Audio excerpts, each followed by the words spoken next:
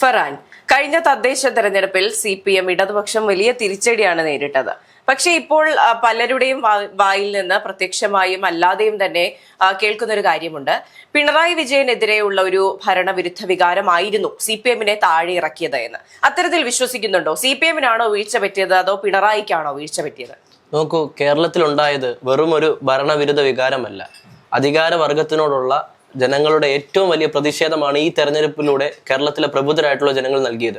കാരണം ആദ്യ തവണ അവർ ഭരണത്തിൽ കയറി അവർ നല്ല രീതിയിൽ പ്രവർത്തനങ്ങൾ കാഴ്ചവെച്ചു എന്നുള്ള ജനങ്ങളുടെ ബോധ്യമാണ് അവരെ ആദ്യം തെരഞ്ഞെടുപ്പിൽ വിജയിപ്പിച്ചത്. രണ്ടാം വട്ടവും പിണറായി സർക്കാരിനെ തെരഞ്ഞെടുക്കാൻ അല്ലെങ്കിൽ കൈപിടിച്ചു കയറ്റാൻ കേരളത്തിലെ ജനങ്ങളെ പ്രാപ്തരാക്കിയത്. പക്ഷെ പിന്നീട് അങ്ങോട്ട് വന്നിട്ടുള്ള പിണറായി വിജയന്റെ, അത് കേരളത്തിലെ മുഖ്യമന്ത്രി അല്ലെങ്കിൽ കേരള സർക്കാർ എന്ന് പറയുന്നതിന് പകരം ഈ നാട്ടിലെ ജനങ്ങളെല്ലാം ഒരേ സ്വരത്തിൽ പറയുന്നത് പിണറായി സർക്കാർ എന്നാണ്. പിണറായി സർക്കാർ എന്നാണ്. അവിടെ ഒരു ഏകാധിപത്യ മനോഭാവം നമ്മുടെ മുമ്പിലുണ്ട്. പിണറായി വിജയൻ ഓരോ തീരുമാനങ്ങൾ എടുക്കുമ്പോഴും ഈ നാട്ടിലെ ജനങ്ങളോട് ഒരു തരത്തിലുള്ള ചർച്ചയ്ക്കോ വകവെക്കാതെ, ഈ നാട്ടിലെ ജനങ്ങളോടൊന്നും ആലോചിക്കാതെ, ഈ നാട്ടിലെ വോട്ട് നൽകി അധികാരത്തിലേറ്റിയ ജനങ്ങളെ പുച്ഛിച്ചുകൊണ്ടാണ് ഓരോ തീരുമാനങ്ങളും എടുക്കുന്നത്. ആ തീരുമാനങ്ങളെല്ലാം കേരളത്തിലെ ജനങ്ങളുടെ മുഖത്തടിക്കുന്നത് പോലെയുള്ള തീരുമാനങ്ങൾ. ഓരോ തീരുമാനങ്ങൾ എടുത്താലും നമ്മുടെ മുമ്പിൽ ഓരോ കാര്യങ്ങളും പ്രകടമാണ്. അതെല്ലാം നമ്മൾ കാണുന്ന കാര്യമാണ്.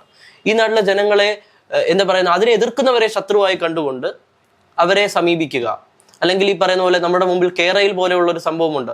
ഈ നാട്ടിലെ ജനങ്ങളെ അതിനെതിരെ പ്രതിഷേധിച്ചവരെ എല്ലാം രാഷ്ട്രീയ ബോധമില്ലാത്ത അല്ലെങ്കിൽ വീട്ടമ്മമാരെ അല്ലെങ്കിൽ കുഞ്ഞു കുട്ടികളെ ഇവരെല്ലാം ആ രീതിയിൽ ആക്രമിച്ചുകൊണ്ട് അല്ലെങ്കിൽ അവരുടെ പോലീസ് സംവിധാനം ഉപയോഗിച്ച് അടിച്ചമർത്തിക്കൊണ്ട് ആ ഒരു തീരുമാനത്തെ എതിർത്തവരെ എല്ലാം ശത്രുക്കളായി, അല്ലെങ്കിൽ അവരൊരു BJP കോൺഗ്രസിനെയൊക്കെ അങ്ങനെ ഉള്ള രീതിയിൽ കണ്ടുകൊണ്ട് അവരെ ശത്രുവായി കണ്ടുകൊണ്ട് അവർക്കെതിരെ നടപടികൾ സ്വീകരിച്ചു എന്നുള്ളതാണ് ഏറ്റവും വലിയ അതാണ് ഈ കേരളത്തിലെ ജനങ്ങളെ ഈ മാറി ചിന്തിക്കാൻ പ്രാപ്തരാക്കിയത്. അതെ. അപ്പോൾ കഴിഞ്ഞ കുറെ നാളുകളായി പിണറായി സർക്കാരിന്റെ പോലീസ്, പിണറായിയാണ് ആഭ്യന്തരം നോക്കുന്നത്, അതുകൊണ്ട് തന്നെ പിണറായി സർക്കാരിന്റെ പോലീസ് എന്ന് തന്നെ പറയണം, പോലീസ് വലിയ രീതിയിൽ കോൺഗ്രസ് പ്രവർത്തകരെ അല്ലെങ്കിൽ മറ്റ് ഈ എതിരെ ശബ്ദമുയർത്തുന്ന ആൾക്കാരെ ഈ കായികമായി അടിച്ചമർത്താനുള്ള രീതി കാണുന്നുണ്ട്. അപ്പോൾ ഈ എതിർക്കുന്ന പാർട്ടികളെയെല്ലാം പോലീസിനെ ഉപയോഗിച്ച് തല്ലുന്ന, പോലീസിനെ ഉപയോഗിച്ച് അടിച്ചമർത്തുന്ന ഒരു രീതി ഇപ്പോൾ കാണുന്നില്ലേ? നമ്മുടെ മുമ്പിൽ കഴിഞ്ഞ കാലങ്ങളിൽ ഒരു കരിങ്കൊടിയെ പോലും, ഒരു കറുത്ത വസ്ത്രത്തെ പോലും ഭയക്കുന്ന ഒരു പിണറായി വിജയൻ നമ്മുടെ മുമ്പിലുണ്ട്. പിണറായി വിജയൻ ഊരിപ്പിടിച്ച വാളിന്റെയും ഉയർത്തിപ്പിടിച്ച വെടിവാളിന്റെയും നടുവിലൂടെ നടന്നു പോയെന്ന് വാതോരാതെ പറയുന്ന ഒരു മുഖ്യമന്ത്രി എന്തിന് കരിങ്കൊടിയെ പേടിക്കണം, അല്ലെങ്കിൽ എന്തിന് ഈ പറയുന്ന പോലെ ജനങ്ങളുടെ പ്രതിഷേധത്തെ ഭയക്കണം? അങ്ങനെയുള്ള ഒരു പിണറായി വിജയൻ ഈ നാട്ടിലെ രാഷ്ട്രീയക്കാരെ പോലും അത്തരത്തിൽ അടിച്ചമർത്തുന്ന, ഈ നാട്ടിലെ സാധാരണക്കാരെ പോലും അത്തരത്തിൽ അടിച്ചമർത്തുന്ന പല പ്രതിഷേധങ്ങളും നമ്മുടെ മുമ്പിൽ നമ്മൾ കണ്ടവരാണ്. ഈ പറയുന്ന പോലെ ആശാ വർക്കർമാരുടെ പ്രതിഷേധം, ആ പ്രതിഷേധത്തെ എല്ലാം ഈ പറയുന്ന പോലെ പിണറായി വിജയൻ അടിച്ചമർത്തിയത് ഒരു രാഷ്ട്രീയക്കാരെ അല്ലെങ്കിൽ എതിരാളികളെ അടിച്ചമർത്തുന്ന പോലെയാണ് സാധാരണക്കാരെ പോലും അടിച്ചമർത്തിയത്. അത് നമ്മൾ കാണുന്ന കാഴ്ചയാണ്, നമ്മൾ കണ്ട കാഴ്ചയാണ്, ഇനി കാണാനിരിക്കുന്നു എന്ന് നമുക്കറിയില്ല. അപ്പം ഈ അത്തരത്തിൽ സാധാരണ ജനങ്ങളെ പോലും ദ്രോഹിക്കുന്ന ഒരു പിണറായി വിജയൻ, ഈ നാട്ടിലെ ആഭ്യന്തര വകുപ്പ് ഭരിക്കുന്ന പിണറായി വിജയൻ ഈ നാട്ടിലെ രാഷ്ട്രീയക്കാരെയും സ്വാഭാവികമായിട്ട് അടിച്ചമർത്താൻ ശ്രമിക്കുന്നു. പിണറായി വിജയനെതിരെ ആര് ശബ്ദിച്ചാലും അവരെ അടിച്ചമർത്തുക എന്നുള്ള ഒരു ബോധ്യം മാത്രമാണ് പിണറായി വിജയൻ മനസ്സിലുള്ളത്. അപ്പൊ അത്തരത്തിലുള്ള ഏകാധിപത്യ മനോഭാവം, ആ ഒരു സംഭവം ഉണ്ടെങ്കിൽ പിന്നെ എങ്ങനെയാണ് പിണറായി വിജയനെ വീണ്ടും കേരളത്തിലെ ജനങ്ങൾ തെരഞ്ഞെടുക്കുന്നത്? ആ ചോദ്യം നമ്മുടെ മുമ്പിൽ നിൽക്കുന്ന ചോദ്യമാണ്. നമുക്കത് മനസ്സിലാക്കാവുന്നതാണ്. ഈ നാട്ടിലെ അരിയാഹാരം കഴിക്കുന്ന ആർക്കും പിണറായി വിജയനെ അംഗീകരിക്കാൻ കഴിയില്ല. ഇന്നും പിണറായി വിജയനെ അംഗീകരിക്കുന്നത് ആരാ? കേരളത്തിലെ ഇടതുപക്ഷ അനുഭാവികൾ. അത് കടുത്ത ഇടതുപക്ഷ അനുഭാവികൾ മാത്രമേ അനുകൂലിക്കൂ. അല്ലാതെ ഇടതുപക്ഷത്തെ സ്നേഹിക്കുന്ന അല്ലെങ്കിൽ ഇടതുപക്ഷത്തിന്റെ പ്രത്യയശാസ്ത്രത്തെ നെഞ്ചിലേറ്റുന്ന ആരും തന്നെ പിണറായി വിജയനെ ഇന്ന് അനുകൂലിക്കില്ല. CPI ഒക്കെ പിണറായി വിജയനെതിരെയുള്ള വികാരമാണ് ഈ തെരഞ്ഞെടുപ്പിൽ പ്രതിഫലിച്ചതെന്നാണ് അവരവകാശപ്പെടുന്നത്. എന്നിട്ടും ആ തെരഞ്ഞെടുപ്പിനെ പോലും, ആ വിജയത്തെ പോലും അംഗീകരിക്കാതെ അതും ഇനി ആണെന്ന് പറയുമെന്നാണ് നമ്മുടെ മുമ്പിലുള്ള സംശയം. അതെ. അപ്പോൾ പിണറായി വിരുദ്ധ വികാരം, ഭരണവിരുദ്ധ വികാരം എല്ലാം ഉണ്ട്. ഇടതുപക്ഷത്തിനെ ഇനി ഭരണത്തിൽ കൊണ്ടുവരില്ല എന്ന് ജനം തീരുമാനമെടുക്കുമെന്ന് തന്നെയാണ് ഇപ്പോൾ പ്രതീക്ഷിക്കുന്നത്. അപ്പോൾ കോൺഗ്രസ് അധികാരത്തിൽ വരികയാണെങ്കിൽ, ഇന്ത്യൻ നാഷണൽ കോൺഗ്രസ് അധികാരത്തിൽ വരികയാണെങ്കിൽ ആരായിരിക്കും മുഖ്യമന്ത്രി? അത് തീർച്ചയായിട്ടും ഹൈക്കമാൻഡ് ആരാകണമെന്നാണ് ഫർഹാൻ ആഗ്രഹം? എനിക്ക് അങ്ങനെ ഒരു ആഗ്രഹമില്ലല്ലോ. ഇല്ലേ? എനിക്ക് അങ്ങനെ ആഗ്രഹമില്ല. കേരളത്തിലെ ജനങ്ങൾക്ക്, അതായത് ഈ പറയുന്ന ടീം UDF നമുക്ക് അങ്ങനെ തന്നെ എടുക്കാം. ടീം UDF ഒരുപാട് കഴിവുള്ള നേതാക്കന്മാരുണ്ട് എന്നുള്ളത് സത്യമാണ്. ഒരുപാട് കഴിവുള്ള, കാരണം ഇപ്പൊ VD സതീശൻ പുള്ളിക്കാരൻ ഈ പറയുന്ന പോലെ പ്രതിപക്ഷ നേതാവായിരുന്നുകൊണ്ട് വെറുതെ ഒരു വിമർശനം ഉന്നയിച്ചു പോകുന്ന ഒരു പ്രതിപക്ഷ നേതാവല്ല നമ്മുടെ മുമ്പിലുള്ളത്.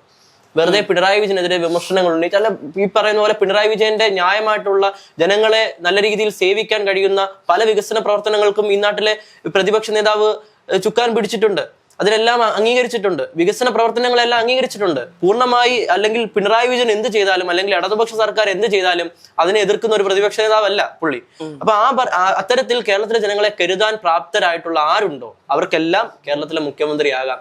അതിനുള്ള അവസരം നമ്മുടെ ഈ പറയുന്ന പോലെ ടീം UDF മുമ്പിലുണ്ട്. ഹൈക്കമാൻഡ് തീരുമാനിക്കുമെന്നാണല്ലോ അവർ പറഞ്ഞത്. അപ്പൊ അത്തരത്തിൽ പോട്ടെ എന്നുള്ളതാണ്. അല്ല, എനിക്കൊരു ഒരു വ്യക്തിയെ മുഖ്യമന്ത്രിയാക്കണം എന്നുള്ള ആഗ്രഹം. അതെ, പക്ഷേ കോൺഗ്രസിന്റെ കാര്യം നോക്കുകയാണെങ്കിൽ 2 or 3 സ്ഥാനാർത്ഥികൾ മുഖ്യമന്ത്രി സ്ഥാനാർത്ഥികളാവാൻ പ്രാപ്തിയുള്ള ആൾക്കാരുണ്ട് എന്ന് പറയുന്നത് തന്നെ വലിയ അഭിമാനകരമായ നേട്ടമാണ് അല്ലേ?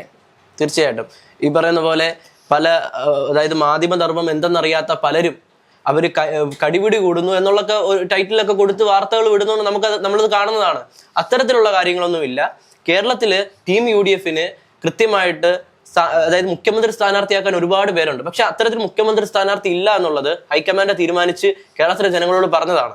അപ്പം മുഖ്യമന്ത്രി സ്ഥാനാർത്ഥി ഇല്ല. പിന്നെ ജനങ്ങൾക്ക് അല്ലെങ്കിൽ ഈ പറയുന്ന പോലെ കമ്മ്യൂണിസ്റ്റുകാർ ഇന്ന് അവര് LDF 3.0 ലോഡിംഗ് എന്ന് ഘോരം പ്രസംഗിച്ചവരും എഴുതിയിട്ടവരും ഇന്ന് പറയുന്നു അവർ മുഖ്യമന്ത്രി സ്ഥാനത്തിന് കടിപിടി കൂടുന്നുണ്ട്. അപ്പൊ അവർക്കറിയാം അടുത്ത തവണ UDF തന്നെയാണ് അധികാരത്തിൽ വരുന്നത്. അവർക്ക് ബോധ്യമുണ്ട്.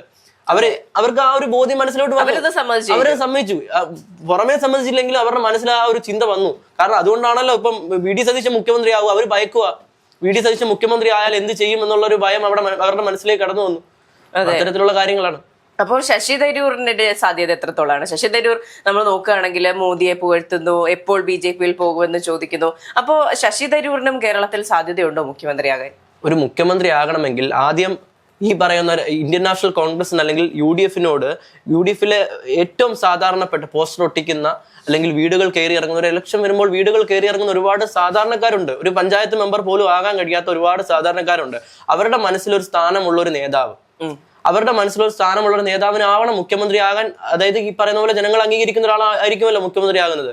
അപ്പൊ അത്തരത്തിൽ BJP അനുകൂലിച്ച് കോൺഗ്രസിനെ എവിടെയെങ്കിലും ഇകഴ്ത്തി കാട്ടുന്നുണ്ടെങ്കിൽ അങ്ങനെ ഒരു വ്യക്തിയെ ഈ പറയുന്ന കേരളത്തിലെ സാധാരണ പാർട്ടി പ്രവർത്തകർ, രാഷ്ട്രീയ പ്രവർത്തകർ, ഒരു സ്ഥാനവും മോഹിക്കാതെ പാർട്ടിക്ക് വേണ്ടി പോരാടുന്നവർ, അവരൊന്നും ഇത്തരത്തിലുള്ള എനിക്ക് തോന്നുന്നില്ല ശശി തരൂരിനെയൊക്കെ അനുകൂലിക്കുമോ എന്ന് എനിക്ക് തോന്നുന്നില്ല. അതെ. മറ്റൊരു ചോദ്യം എന്ന് പറയുന്നത് പേഴ്സണൽ ആയിട്ടുള്ളൊരു ചോദ്യമാണ്.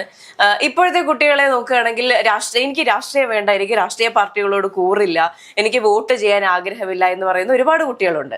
അപ്പോൾ എൻ്റെ മുന്നിലിരിക്കുന്നത് ഫർഹാനാണ്, 18 വയസ്സുള്ള കൃത്യമായ രാഷ്ട്രീയം പറയുന്ന ഫർഹാൻ.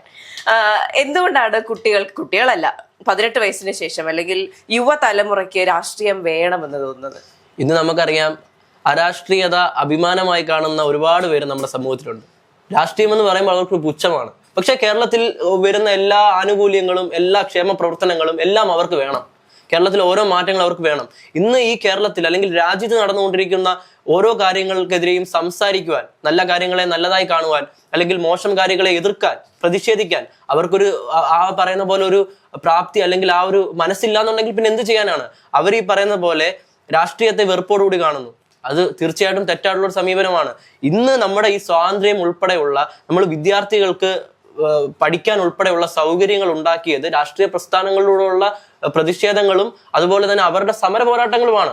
അത് നമ്മൾ മനസ്സിലാക്കണം. അല്ലാതെ നമ്മൾ രാഷ്ട്രീയത്തെ നമുക്ക് വേണ്ട, രാഷ്ട്രീയം നമ്മൾ വേണ്ട, രാഷ്ട്രീയം ഇല്ലാതെ ജീവിക്കാം എന്നുള്ളൊരു ചിന്താഗതി ആണെന്നുണ്ടെങ്കിൽ അവർക്ക് ഇന്ത്യ വിട്ട് പുറത്തു പോകാം.